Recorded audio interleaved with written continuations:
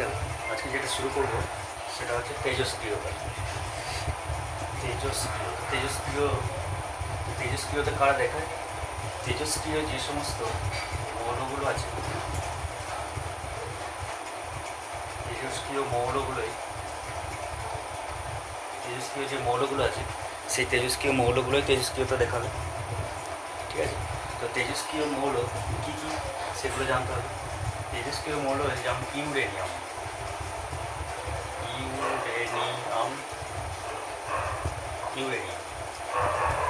আর কি polonium,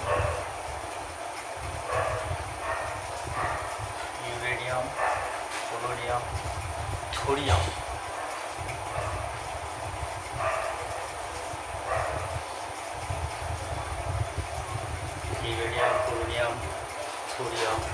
radium,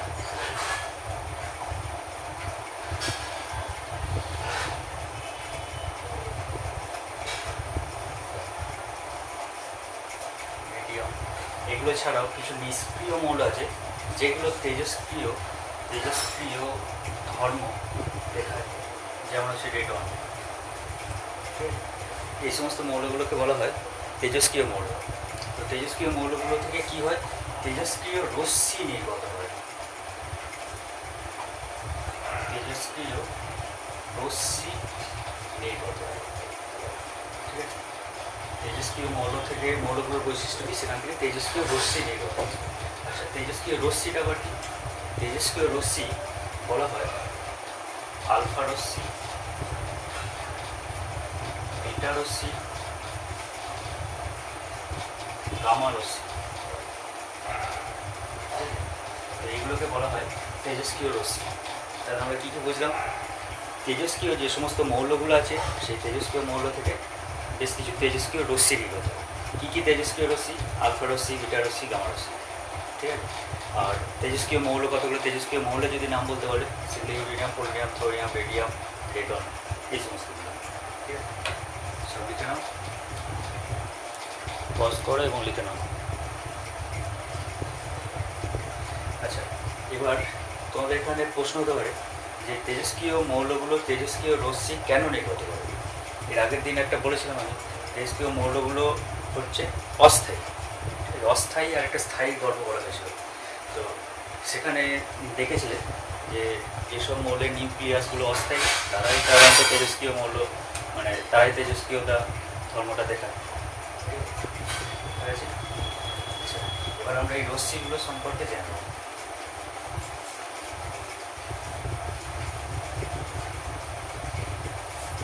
আচ্ছা, প্রথমে হচ্ছে আমাদের আলফা রশ্মি। আলফা রশ্মিটা কি? আলফা রশ্মি হচ্ছে উচ্চ শক্তি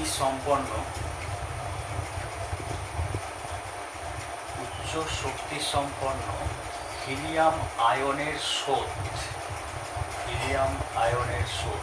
উচ্চ শক্তি সম্পন্ন হিলিয়াম আয়নের স্রোত হচ্ছে আলফা রশ্মি। ঠিক আছে, তাই এখান থেকে দেখে বুঝতে পারছো আলফাটা কী ধরনের তড়িৎগ্রস্ত। দেখো এখানটা দেখো, ধনাত্মক তড়িৎগ্রস্ত।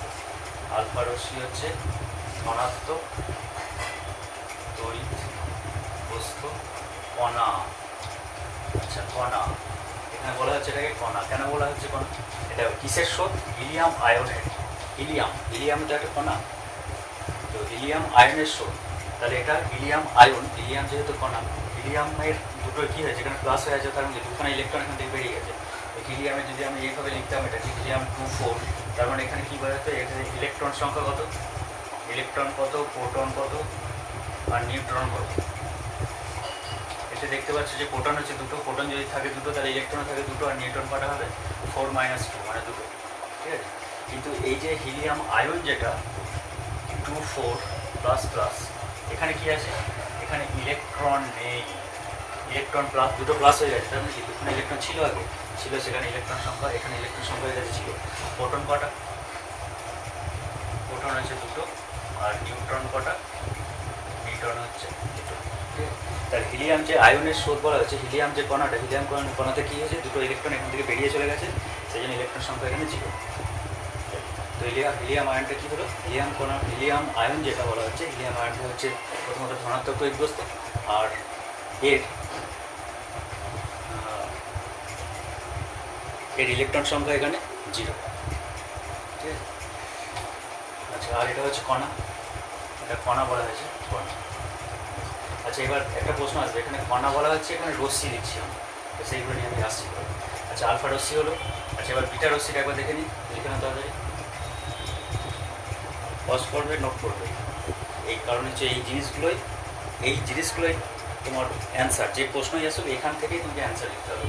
এই পয়েন্টগুলো কিছু মনে রাখবে, নোট করবে। যদি তোমাদের মনে হয় যে স্পিড হয়ে যাচ্ছে বেশি, তোমরা এটাকে একটু স্লো করে নেবে। আচ্ছা, এবার দেখো বিটা কণা। বিটা কণাটা কি? বিটা কণাটা হচ্ছে উচ্চ শক্তি সম্পন্ন ইলেকট্রনের সোর্স। উচ্চ শক্তি সম্পন্ন ইলেকট্রনের সোর্স, ঠিক আছে। ইলেকট্রনের সোর্স বলা হচ্ছে, এটাকে বুঝবো। তাই ইলেকট্রনের সোর্স যদি হয়, তাহলে বিটাটা কী ধরনের কণা? ঋণাত্মক তড়িৎগ্রস্ত কণা। এটা হচ্ছে ঋণাত্মক তড়িৎগ্রস্ত কণা, আবার এটাকে কণা বলা হচ্ছে, ঠিক আছে। কণা কেন বলছি এখানে? কারণ ইলেকট্রনের তো একটা ভর আছে, প্রত্যেকটা ইলেকট্রনের ভর আছে, ভর থাকা মানে তারা হচ্ছে কণা, ইলেকট্রনের স্রোত। তার মানে যেটা কী হচ্ছে, এটা ঋণাত্মক তড়িৎগ্রস্ত কণা বলা হচ্ছে।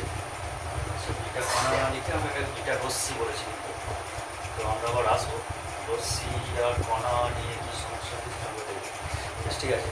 তাহলে এটা কী বলা হচ্ছে? বিটা রশ্মিটাও আসলে হচ্ছে একটা কণা, কারণ ইলেকট্রনে তো ভর আছে, যেহেতু ভর আছে, ভর থাকলে ভরবেগ থাকবে, ভরবেগ থাকলে তার গতিশক্তি থাকবে। তাহলে আর আছে আরেকটা জিনিস দেখো, ঋণাত্মক বলা আছে, তার ঋণাত্মক যদি হয় তাহলে এর আধানের পরিমাণ কত? এর আধানের পরিমাণ হচ্ছে 1.6 × 10⁻⁹ কুলম্ব, ঠিক আছে, একটা ইলেকট্রন।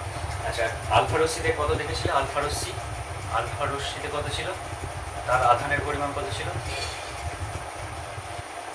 কী ছিল আমাদের? হিলিয়ামের 2 দুখানা প্লাস মানে তাহলে টোটাল চার্জের পরিমাণ বা আধানের পরিমাণ কত হবে? 2 × 1.6 × 10⁻⁹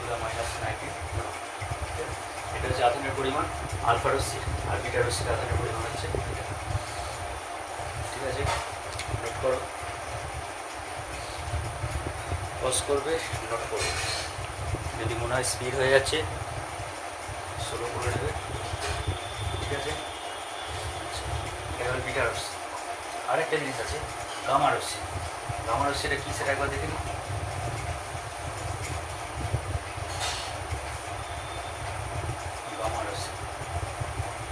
গামা রশ্মি হচ্ছে উচ্চ শক্তি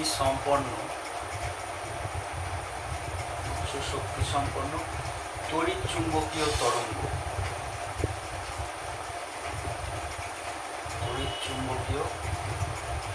উচ্চ শক্তি সম্পন্ন তড়িৎ চুম্বকীয় তরঙ্গ।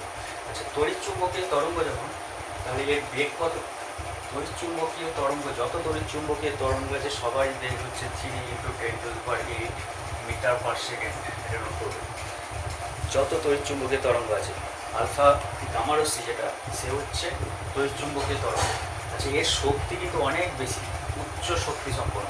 তোমরা যত রকমের রশ্মিগুলো পড়েছো, আলোতেও তোমরা পড়েছো বিভিন্ন ধরনের রশ্মিগুলোর মধ্যে সব থেকে বেশি শক্তিশালী হচ্ছে এই গামা রশ্মি। সব থেকে শক্তিশালী রশ্মি হচ্ছে গামা রশ্মি, ঠিক আছে। তাহলে এটা আসলে যে তড়িৎ চুম্বকীয় তরঙ্গ। আচ্ছা, তাহলে এটাকে আমরা কী বলবো? কণা বলবো না রশ্মি বলবো? দেখো, তড়িৎ চুম্বকীয় তরঙ্গ বলেছি, কিন্তু কণার কোনো উল্লেখ নেই। তাহলে অবশ্যই এটাকে আমাদেরকে কী বলতে হবে?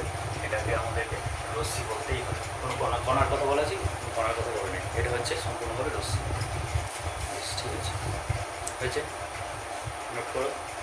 আচ্ছা, এবার আমরা আলফা বিটা তারাঙ্গে ফিরে আসি। এটা তাহলে আমাদের কাছে গামাটা হয়ে গেল পুরোপুরি রশ্মি। এটা নিয়ে আমাদের কোনো আর ডাউট নেই, কারণ এখানে তড়িৎ চুম্বকীয় তরঙ্গ বলা হয়েছে, ঠিক আছে। এবার আলফা রশ্মি আর বিটা রশ্মি একটুখানি কনফিউশন আছে। আলফা রশ্মি,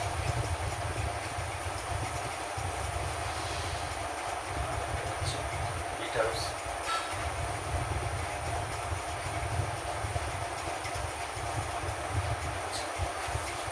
দেখো, একটা জিনিস একটুখানি মনে রাখো, কোনো একটা বস্তু কণা, যে কোনো একটা বস্তু কণা, যে কোনো একটা বস্তু কণা, তাকে যদি ছুড়ে দেওয়া হয় আলোর বেগে, একে ছুড়ে দেওয়া হলো আলোর বেগে, একে পাঠিয়ে দেওয়া হলো 3 × 10⁸ মিটার/সেকেন্ড, যে কোনো বস্তু কণা আলোর বেগে ছুড়ে দেওয়া হয়। আলোর বেগ মানে বুঝতে পারছো ভ্যালুটা কত? 3 লক্ষ কিলোমিটার, এটা প্রায় 3 লক্ষ কিলোমিটার/সেকেন্ড। 1 সেকেন্ডে 3 লক্ষ কিলোমিটার আলোর বেগ। এই বেগে যদি কোনো একটা বস্তু কণা, এম ভরের কোনো বস্তু কণা, যা কোনো একটা, যে কোনো একটা বস্তু কণা, তাকে যদি এই বেগে ছুড়ে দেওয়া হয়, তাহলে সেই বস্তুটার ভর হলো 1 হবে। ঠিক আছে, এটা তখন পুরোপুরি তখন কিসের রূপান্তরিত হয়েছে? এটা পুরোপুরি তোমার আলোক তরঙ্গ রূপে তার পুরো প্রপার্টিটা তখন তরঙ্গ রূপে প্রতিফলিত হবে। এটার ভরের কোনো অস্তিত্ব তার তখন আর থাকে না। ঠিক আছে, যে কোনো বস্তু কণায় যখন একটা ভেলোসিটি নিয়ে ছোটে, যে কোনো বস্তু কণা একটা ভি, তার আলোর বেগে না যাবে, আলোর বেগের থেকে কম। তো যে বস্তু কণায় একটা বেগ নিয়ে যখনই ছুটবে, তার মধ্যে যখনই বেগ তার থাকবে, তখনই তার মধ্যে দেখা যায় কিছু পরিমাণে তরঙ্গ ধর্মের সৃষ্টি হয়। ঠিক আছে, যে কোনো বস্তু কণায় যখনই একটা বেগ নিয়ে ছুটতে থাকবে, তখন তার তরঙ্গ ধর্মের উৎপত্তি হয়। ঠিক আছে, তার কণা ধর্ম তো থাকে, কণা ধর্মটা সম্পূর্ণভাবে অবলুপ্ত হয়ে যায় যদি ওই বস্তুটাকে আলোর বেগে ছুড়ে দেওয়া হয় তাহলে। ঠিক আছে, তো কোনো বস্তুকে যদি আলোর বেগে ছুড়ে দেওয়া হয়, তাহলে তার আর কণা ধর্মের অস্তিত্ব আর থাকে না, তখন সবটাই হয়ে যায় তরঙ্গ ধর্ম। ঠিক আছে, এবার কোনো বস্তুকে আলোর বেগে ছোড়া হলো না, আলোর বেগের থেকে কম বেগে ছোড়া হলো, আলোর বেগের থেকে কম বেগে ছোড়া হলো। ঠিক আছে, তাহলে তার সম্পূর্ণরূপে তরঙ্গ ধর্মের উৎপন্ন না, তরঙ্গ ধর্ম সৃষ্টি না হলেও কিছু পরিমাণে তার তরঙ্গ ধর্ম সৃষ্টি হয়, আর বাকিটা কণা ধর্ম হয়ে যায়। তাহলে দেখো, যে কোনো একটা বস্তু কণা একটা বেগ নিয়ে চললে তার একসঙ্গে দুখানা নেচার, দুখানা বৈশিষ্ট্য থাকে। একটা তরঙ্গ ধর্ম থাকে, একটা তরঙ্গ ধর্ম দেখতে পাওয়া যায়, আর একটা হচ্ছে কণা ধর্ম, ডুয়েল নেচার বা দ্বৈত সত্তা।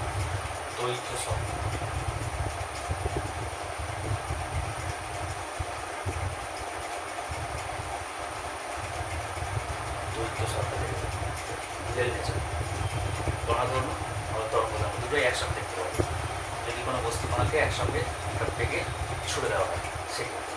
ঠিক আছে, তাহলে এই যে আলফা রশ্মি আর বিটা রশ্মি বললাম আমি, এদের বেগটা হচ্ছে প্রায় আলোর বেগের কাছাকাছি। ঠিক আছে, আলোর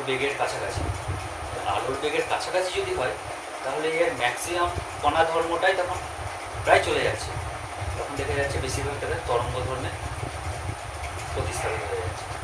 ঠিক আছে, সেই জন্য আলফা রশ্মিকে আমরা আলফা কণাও বলতে পারি, সম্পূর্ণরূপে রশ্মিতে রূপান্তরিত না হলে কিছু পরিমাণ তার কণা ধর্ম থাকে, আর বাকিটা রশ্মি ধর্মে তরঙ্গ ধর্মে পরিবর্তন।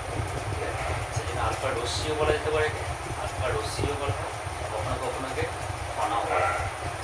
দুটো নেচারই এদের বলা যেতে পারে, আলফা রশ্মিকে বলা যেতে পারে, বিটা রশ্মিকে বলা যেতে পারে। তো কারণ প্রথমেই লিখেছিলাম যে সংজ্ঞা লেখার সময় লেখা হচ্ছে উচ্চ শক্তি সম্পন্ন হিলিয়াম আয়নের স্রোত হচ্ছে আলফা রশ্মি, আর বিটা রশ্মির ক্ষেত্রে তাই লিখেছিলাম উচ্চ শক্তি সম্পন্ন ইলেকট্রনের স্রোত। ঠিক আছে, আচ্ছা, তাহলে এদের দুটো নেচারই থাকতে পারে, রশ্মি ধর্ম থাকতে পারে, কণা ধর্ম থাকতে পারে, আলফা আর বিটা রশ্মি। আর গামা রশ্মি তো বলে দিলাম, গামা রশ্মিটা হচ্ছে তোমার পুরোপুরি হচ্ছে তড়িৎচুম্বকীয় তরঙ্গ, সুতরাং এটা সমস্যা নেই, এটা হচ্ছে সম্পূর্ণরূপে রশ্মি। প্রত্যেকটা পয়েন্টকে ক্লিয়ার করে নেবে, দরকার হলে প্রয়োজনে নোট বানাবে, যেটুকু বলছি সেটুকু শুনবে, ওগুলো আবার রিপিট করবে, ভিডিওটাকে আগে থেকে শুনবে। ঠিক আছে,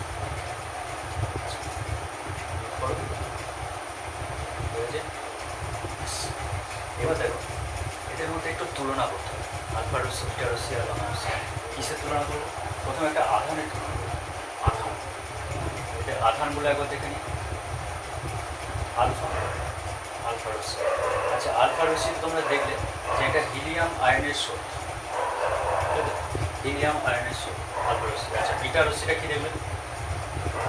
বিটা রশ্মিটা দেখলে ইলেকট্রনের আধান। আচ্ছা, গামা রশ্মি হচ্ছে নিস্তরী, এতে কোনো আধান। হিলিয়ামের দুটো আধান আছে, দেখো দুখানে প্লাস আছে, তাহলে চার্জ হবে কত 2 ইন্টু 1.6 ইন্টু 10⁻⁹ কুলম। তাহলে এই ভ্যালুটা হলো এটা 2 ইন্টু 1.6 ইন্টু 10⁻⁹ কুলম।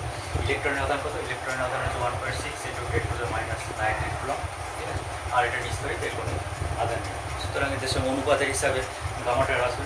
তাহলে আলফার আধান charge of alpha is to charge of beta. যদি রেশিওটা করি তাহলে 1.6 এখানে আছে, তাহলে 2:1। তাহলে চার্জে যদি তুলনা করি তাহলে আমরা কী পাবো? C alpha is to C beta, charge of alpha.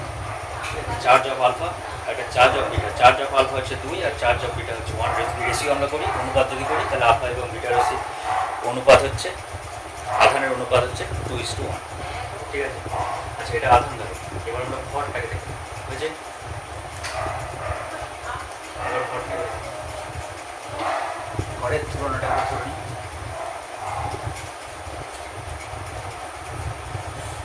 আচ্ছা, আলফা রশ্মিটা একবার দেখো,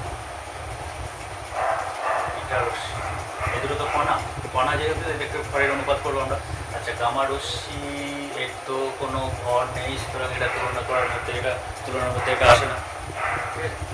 আচ্ছা, আলফা রশ্মির ভরটা দেখে নিই। হিলিয়ামের আয়ন মানে 2,4++। এতে কী কী আছে বলেছি? ইলেকট্রন 0, প্রোটন কত? প্রোটন হচ্ছে 2, নিউট্রন কত? নিউট্রন হচ্ছে 2, ঠিক আছে। বিটা রশ্মিতে কী আছে? শুধুমাত্র ইলেকট্রন আছে, ঠিক আছে, আর কিছু নেই। আচ্ছা, গামা রশ্মিটা ওখানে তো বাদ চলে যাচ্ছে। আচ্ছা, এবার ভরগুলো একবার দেখে নিই। আচ্ছা, তোমরা একটা অনুপাত হয়তো জানো যে ইলেকট্রনের ভর যদি 1 হয় তাহলে প্রোটনের ভর, একটা ইলেকট্রনের ভর যদি 1 হয়, mass of electron is to mass of proton, এই রেশিওটা হয় 1:1837। একটা রেশিও তোমরা জানো। আরেকটা হচ্ছে mass of electron is to mass of neutron, এই রেশিওটা হচ্ছে 1:1839। এই রেশিওটা তোমাদের জানা আছে। এবার দেখো, প্রোটন আর নিউট্রন, প্রোটন আছে নিউট্রন আছে, ইলেকট্রন নেই, ইলেকট্রনকে বাদ দিচ্ছি। আচ্ছা, প্রোটন আর নিউট্রন, তাহলে প্রোটনের 2 গুণ, প্রোটনটা হচ্ছে তোমার 2 আর নিউট্রন হচ্ছে 2। আচ্ছা, এই প্রোটন আর নিউট্রনের যে অনুপাতটা 1837 আছে আর এটা 1839 আছে। একটা ইলেকট্রনের ভরের তুলনায় একটা নিউট্রনের ভর হচ্ছে 1839 গুণ বেশি। আবার একটা ইলেকট্রনের ভরের তুলনায় একটা প্রোটনের ভর হচ্ছে 1837 গুণ বেশি। আচ্ছা, এই 1837 আর 1839 এটাকে প্রায় এক ধরে নেওয়া যেতে পারে, মানে সেম, মানে একই রকম ধরে নেওয়া যেতে পারে 1837 আর 1839। যদি 37-এ ধরি, দুটোকে যদি 1837 আমি বলি, তাহলে আলফা রশ্মির ভরের পরিমাণ হবে, দেখো মোট হচ্ছে প্রোটন আর নিউট্রনের ভর প্রায় সমান আমি ধরে নিচ্ছি। 1837 বলেছে, 1839 বলেছে। যদি ভরটা আমি প্রায় সমান ধরে নিই তাহলে এটা হয়ে যাচ্ছে 4 গুণ, 4 ইন্টু এর ভর দাঁড়াবে 4 ইন্টু 1837 বলি ইস্টু বিটার ভর যদি 1 হয় তাহলে এসি হবে এটা, মানে ব্যাপারটা দাঁড়ালো mass of alpha is to mass of beta. এই রেশিওটা হবে 4 ইন্টু 1837 ভরের উপর এরকম মাস অফ আলফা, মানে আলফার ভর আর এটা হচ্ছে বিটার ভর, তাদের অনুপাত। আলফার ভর এবং বিটার ভরের অনুপাত হচ্ছে এইটা 4 ইন্টু 1837। কোনটা করে নিতে পারো বা না করে নিতে পারো, অথবা কোনো জায়গাটা আবার এটাও করতে পারো, তুমি 39ই ধরতে পারো, 37, 39 বা 38 এসে করতে পারো, ভর আছে ভর যদি করো, ঠিক আছে। মোটামুটি এটা এর আশপাশে থাকবে, যাই থাকুক, যেমনই তোমার ভ্যালুটা দেওয়া থাকুক পরীক্ষার খাতে, মানে অপশানের মধ্যে, বুঝতেই পারছো যেরকম। আচ্ছা, তাহলে পরের অনুপাতটা পজ করো, লিখে নাও, ঠিক আছে। আচ্ছা, এরপর দেখো, আচ্ছা এবার দেখো গ্যাসকে আয়নিত করার ক্ষমতা কার বেশি, এটাকে দেখতে হবে। গ্যাসকে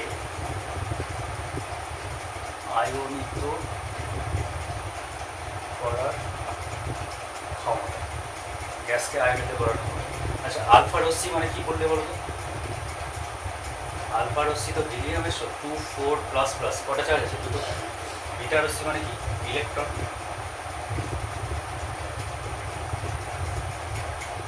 বিটা রশ্মি ইলেকট্রন। গামা রশ্মি, গামা রশ্মিতে কোনো চার্জ দেখতে পাচ্ছ? কোনো চার্জ নেই। ইলেকট্রন মানে কি? একটা নেগেটিভ চার্জ। তাহলে আয়নিত করার ক্ষমতা কার বেশি দেবো? প্লাস চার্জ কার বেশি আছে এখানে? চার্জের সংখ্যা কার বেশি আছে? এর বেশি। তাহলে গ্যাসকে আয়নিত করার ক্ষমতা যদি আমরা রেশিওতে অনুপাতে আমরা মানে পরিমাণটার ক্ষেত্রে আর কি সব থেকে বেশি গ্যাসকে আয়নিত করার ক্ষমতা সব থেকে বেশি হচ্ছে আলফার, তারপর হচ্ছে বিটা, তারপর হচ্ছে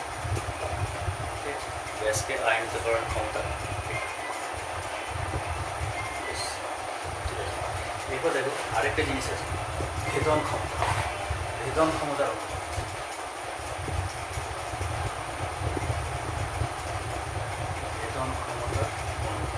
অনুপাত ভেদন ক্ষমতা এবং ভেদন ক্ষমতার তুলনা। ভেদন ক্ষমতার তুলনা পরীক্ষায় এই ধরনের কোশ্চেন দেয় আর কি। আচ্ছা, ভেদন ক্ষমতার তুলনা এই ক্ষেত্রে একটা জিনিস মনে রাখবে, ভেদন তো শক্তিশালী কোন রশ্মিটা আমরা বলেছিলাম সব থেকে শক্তিশালী? গামা রশ্মিটা। আলফা রশ্মির ভেদন ক্ষমতা যদি 1 হয়, রেশিওতে যদি আমরা আসি, বিটা রশ্মি হবে 100 টাইমস। ঠিক আছে, আলফা যদি 1 হয়, বিটা হচ্ছে 100, গামা রশ্মি হচ্ছে তার আবার 100। এটাকে রেশিও করলেই হবে। মানে সব থেকে ভেদন ক্ষমতা হচ্ছে গামার সব থেকে বেশি, তারপর হচ্ছে বিটা, তারপর হচ্ছে, ঠিক আছে, ভেদন ক্ষমতার অনুপাত এরকম 1:100:10 হবে।